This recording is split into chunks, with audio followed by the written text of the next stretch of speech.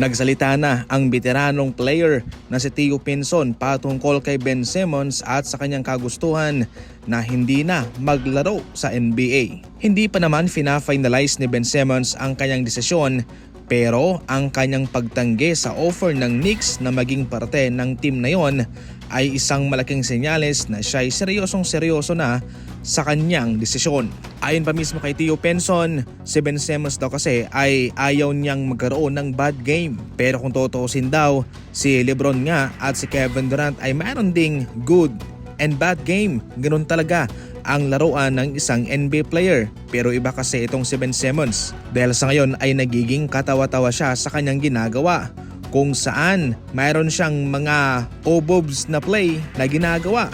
Yung isang open layup ay kanyang ipapasa, pati yung dunk ay namimiss pa niya, at pati raw sa pag-attempt ng 3-pointer ay natatakot siyang gawin ang bagay na yon. Syempre, sa isipan ni Ben Simmons, kung gagawin niya na mag-attempt ng 3-pointer at siya ay magmimintes, ay tsak na pagtatawanan siya.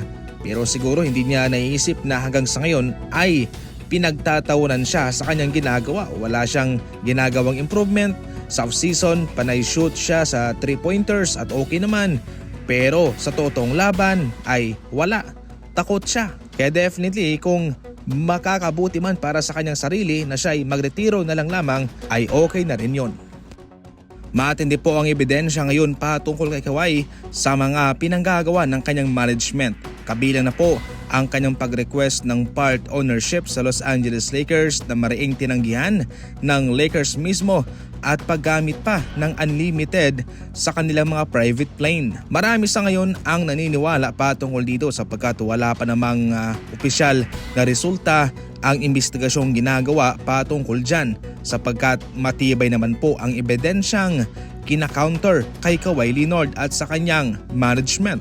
Hindi ito maganda para sa kanya sapagkat ito ay makakasira ng kanyang image para sa ibang kupunan na ganito pala ang grupo ni Kawhi, na ganito pala ang kanyang kampo, maraming hinihingi, which is hindi naman talaga dapat. Sa ngayon, ayon pa sa mga nagkomento, galing mismo sa mga netizen, siguro ang mga nangyayari ngayon kay Kawhi Leonard ay isang karma na sa ginagawa ng kanyang kampo patungkol sa mga kontrata at sa mga pabor na kanilang hinihingi.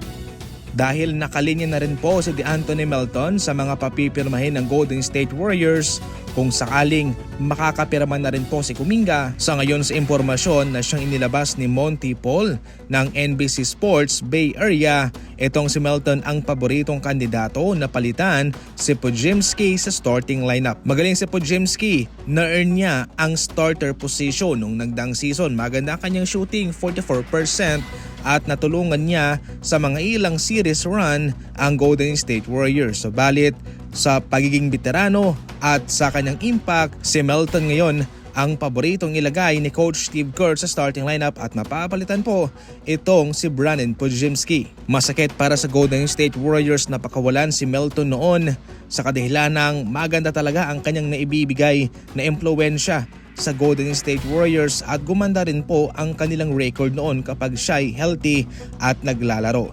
Kaya sa ngayon ay pilit po nilang gumawa ng pagbawi kay Melton sa pamamagitan ng pagbibigay sa kanya ng starting lineup position.